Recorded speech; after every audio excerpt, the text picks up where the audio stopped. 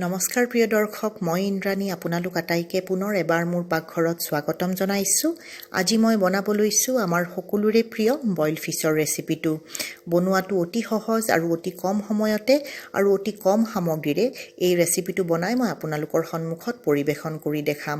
মা মছলা আৰু তেল ব্যৱহাৰ নকৰাকৈ বনোৱা এই ৰেচিপিটো খাবলৈ কিন্তু খুবেই বেছি জুতি লগা। গৰমে গৰমে ভাতৰ লগত এই ৰেচিপিটো পালে আৰু একোৰে দৰকাৰ নাই।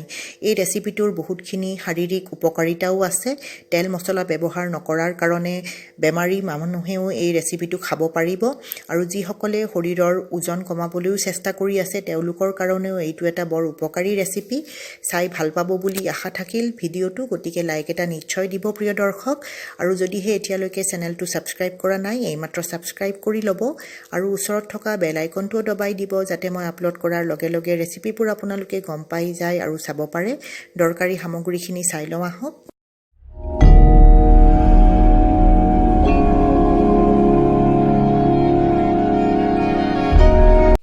প্ৰিয় দৰ্শক, বইল মাছ বনাবৰ কাৰণে মই 5 পিচ ডাঙৰ মাছৰ টুকুৰা লৈ লৈছোঁ।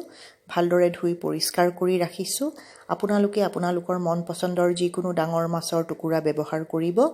আধা চামুচ আদা বটা, আধা চামুচ নহৰু বটা, এফাল নেমুৰ ৰস ওলাই লৈছোঁ। এয়া 12টা জালুকৰ গুড়ি কৰি লৈছোঁ। ঘৰতে গুড়ি কৰি লৈছোঁ, মই ৰেডিমেড ব্যৱহাৰ কৰা নাই। এমুঠি ধনিয়া আৰু 2টা কেঁচা জলকীয়া এইদৰে মিহিকৈ বটি লৈছোঁ আৰু সোৱাদমতে নিমখ লৈছোঁ।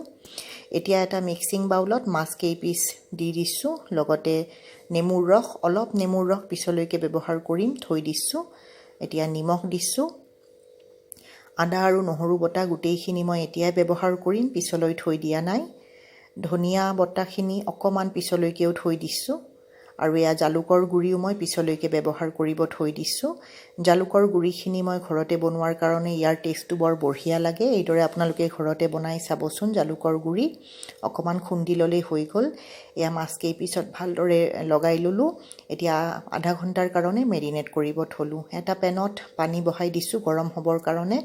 এটা ডাঙৰ আলু এইদৰে টুকুৰা টুকুৰ কৰি লৈছোঁ আৰু এইখিনি বইল হ'বৰ কাৰণে ঢাকন মাৰি এইখিনি বইল হ'ব থ'ম মিডিয়াম গেছত। এতিয়া এখন বেলেগ পেনত গৰম কৰি লৈছোঁ। এতিয়া পিঁয়াজখিনি ভাজি ল'ম। পিঁয়াজখিনি অকণমান ৰঙচুৱা হোৱালৈ মিডিয়াম গেছত এইদৰে লৰাচৰা কৰি ভাজি ল'ম। এইদৰে কৰিলে খুব এটা সুন্দৰ সোৱাদ হ'ব পিঁয়াজখিনিৰ। এয়া আলুখিনি সিজি আছে, অকণমান নিমখো যোগ কৰি দিলোঁ, পুনৰ ঢাকন মাৰি সিজিব থ'লোঁ।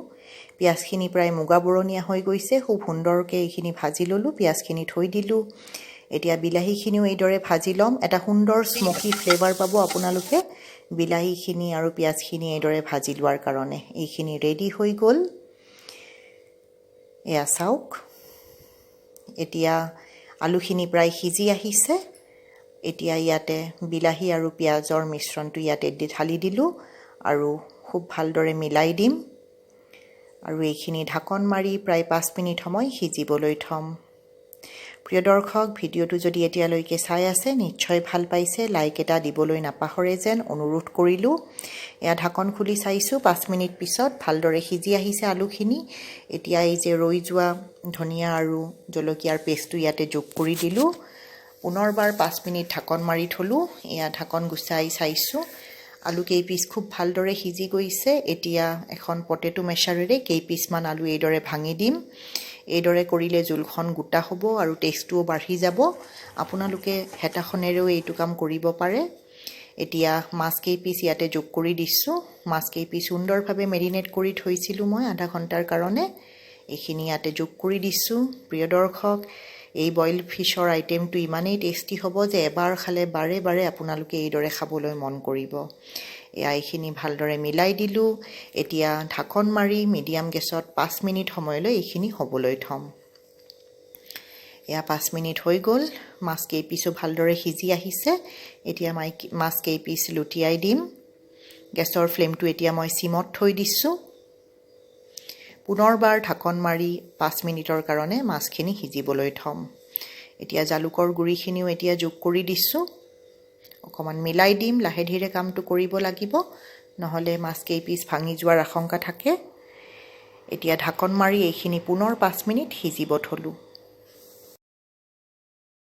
এয়া 5 মিনিট ঢাকন মাৰি থোৱা হৈ গ'ল।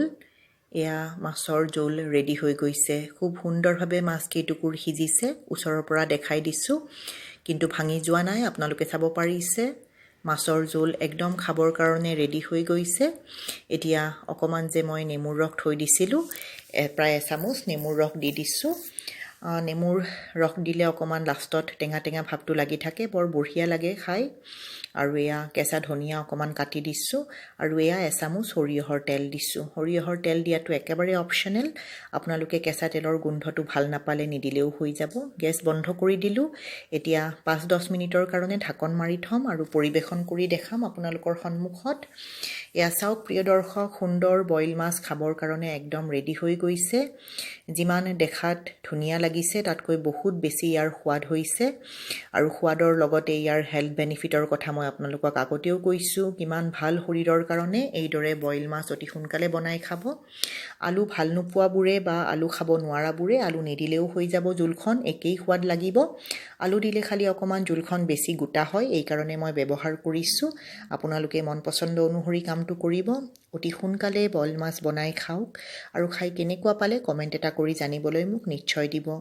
প্ৰিয় দৰ্শক, আজি সময় উলিয়াই আপোনালোকে মোৰ এই ৰেচিপিটো চালে বহুত বহুত ধন্যবাদ। পুনৰ লগ পাম অতি সোনকালে আৰু এটা নতুন ৰেচিপিৰ সৈতে।